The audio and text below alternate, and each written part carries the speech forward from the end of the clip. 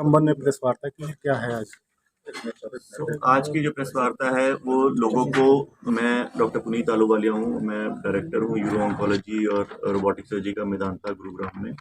तो 80% जो मैं ऑपरेशन करता हूँ वो रोबोटिक सर्जरी से करता हूँ। तो रोबोटिक सर्जरी एक advanced form of minimal invasive surgery है, जिसमें कि हम छोटे छोटे 3-4 छेद से पूरी सर्जरी कर सकते हैं, जिसमें ब्लीडिंग बहुत कम होती है, पेशेंट की रिकवरी बहुत फास्ट होती है, पेशेंट 1 से 2 दिन में घर जा सकता है, अपने नॉर्मल रूटीन काम कर सकता है।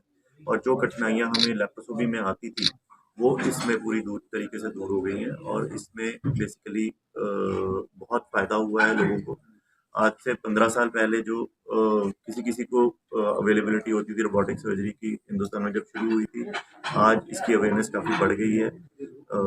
200 से अधिक रोबोट अब हिंदुस्तान में हैं, और काफ़ी लोग इसका फ़ायदा उठा रहे हैं। लोगों को साथ साथ जो पेरिफेरी में डॉक्टर्स हैं या जो आम जनता है, उनको भी इसके बारे में काफ़ी फ़ायदे का अनुभव हुआ है। तो अब आज की डेट में लोग आके हमें पूछते हैं, जो 10 साल पहले सवाल होता था कि ये रोबोट क्या अपने आप से सर्जरी करता है जी, और आज की डेट में लोगों को पता है कि रोबोट सर्जरी क्या है।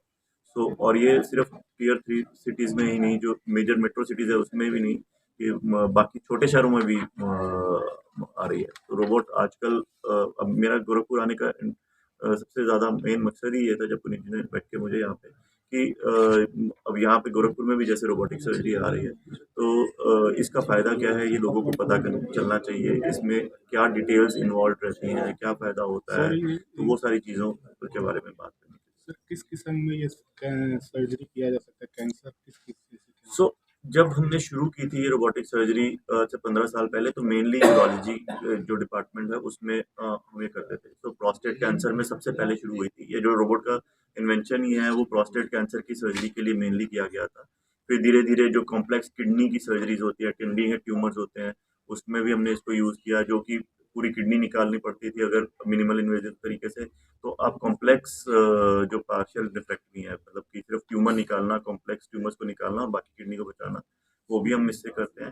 ये पूरे तरीके से सर्जन के कंट्रोल में होता है। इसमें कोई ऐसा नहीं है कि उसमें कुछ फीड कर दिया जाता है या उसमें रोबोट अपने आप काम करता है। और अब आज की डेट में मल्टीपल स्पेशलिटीज, मल्टीपल डिपार्टमेंट इसको यूज़ करते हैं, जैसे कि गायनेकोलॉजिकल कैंसर्स में भी यूज़ होता है, जनरल सर्जरी में यूज़ होता है, गैस्ट्रो सर्जरी में यूज़ होता है, पीडियाट्रिक सर्जरी में यूज़ होता है, और ट्रांसप्लांट्स में इसको यूज़ किया जाता है। तो इस चीज़ के लिए काफ़ी फ़ायदा हुआ है। यूरोलॉजिक कैंसर क्या है?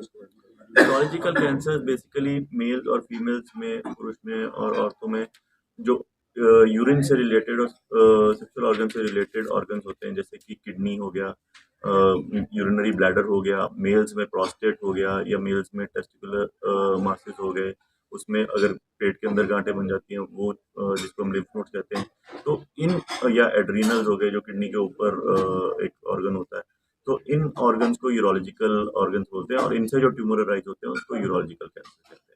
तो आज की डेट में जो मेन सर्जिकल ट्रीटमेंट इन ऑर्गन्स का है, वो अगर रोबोट उपलब्ध है तो 80% रोबोटिक सर्जरी से इसका इलाज किया जाता है।